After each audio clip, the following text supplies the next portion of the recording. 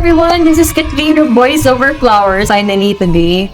Under GCQ pa naman natin siya ma-interview sa Wasete tayo. So we have Sir Pocholo Gonzalez, the voice. Yay! Welcome to my channel, The Voice Master Channel. Dito lang sa www.youtube.com/The Voice Master. Actually, this is a fusion. Welcome to her channel and to our channel. Collaboration. Collab. Yeah, sir. Sir, mag-start tayo sa question. Kasi ito, sir, yung top na nare-receive yung comments is in everyday sa YouTube channel po. Tinatanong nila lang, paano ba mag-English? Kasi, guys, meron din kasi book si sir na ganun din yung type. Gusto ko mag-English. So, doon in-explain niya, paano ba talaga maging voice talent ng isang aspiring na Filipino news? Ako naniniwala bata pa tayo voice talent na tayo. Kasi the first entertainment natin yung pinig ng magulang na. Siyempre, dahil boses yan, ba? Ore, di ba na May voice acting. may voice acting na. Kasi you don't do that.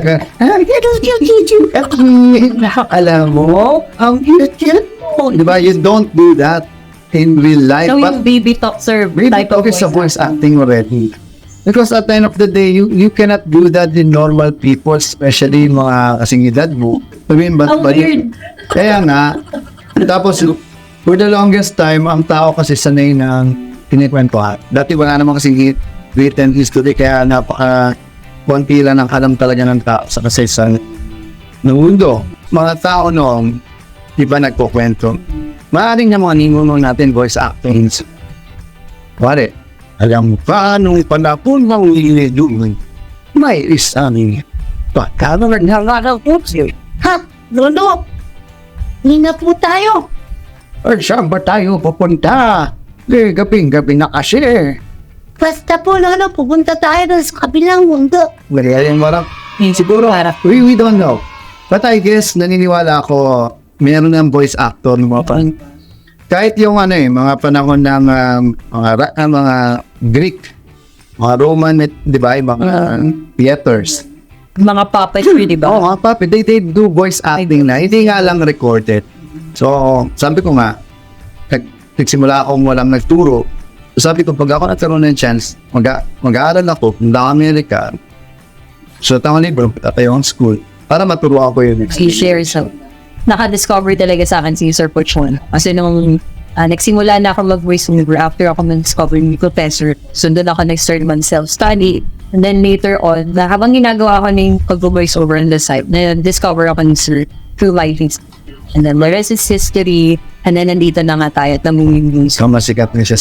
Grabe. Sure. Kasi pag nakikita ko ng talento, hindi ko tatanong mo sa maba ugali. Di ba?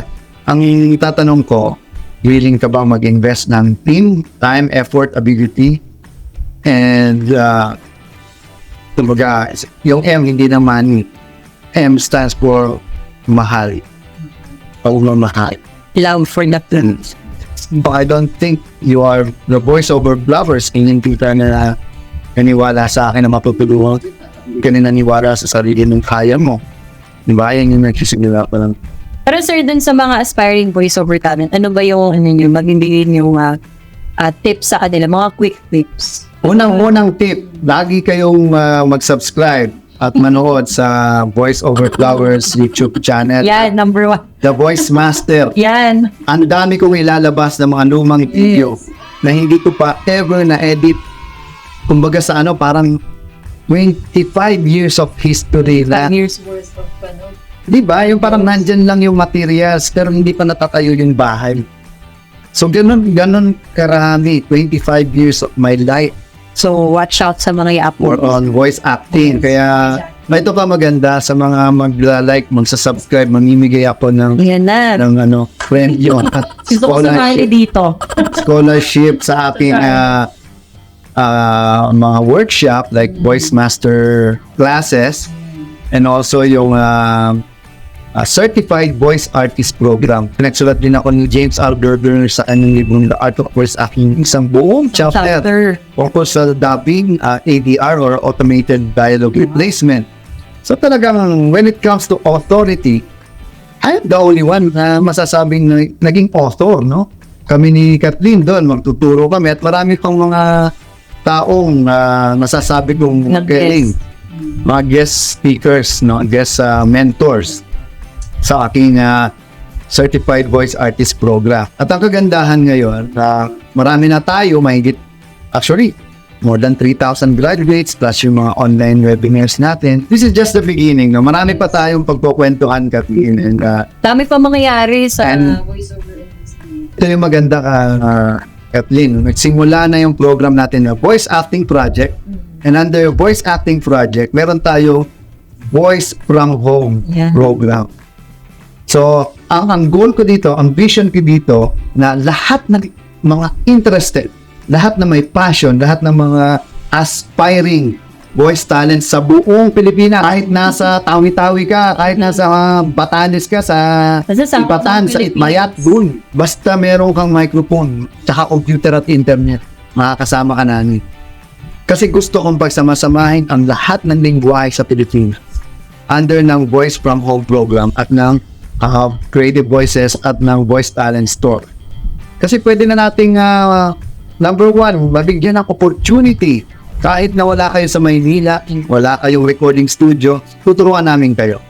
Yun yung maganda. May mga workshop. Because of technology na flatten. Nare-reach out natin sa rin mga layo. Dati kasi dominated ng mga ad agency, ng mga network. Ngayon hindi, balance na, pantay na tayo. Nanonood nga kayo ng TV Patrol sa YouTube. Parang yung channel lang namin. Streaming na rin. That's the idea. So, aanhin mo yung... You don't have to go with the advertising agency or recording studio. You just have to go with Creative Voices, Voice Over Flowers, and the Voice Masters. Ikaw kaibigan, no? Kaboses. Kung mag-alala, andito kami ni Kathleen ngayon, mula ngayon, dito sa, sa episode ng Voice Over Flowers, we are actually telling you that this is a fusion now. Collab na kami. Matagal na kami nagko-collab kasi halos, ito naman, I'm giving it for free. Actually, itong studio din ni Kathleen to. Yeah, very first vlog ko, sir, dito na-shoot and the rest of my This is my voice. So yun, isipin ninyo kung paano kami makakatulong sa inyo. That's for Voice Over Flowers and The Voice Master Channel. Thank you very much for watching and see you soon. Marami pang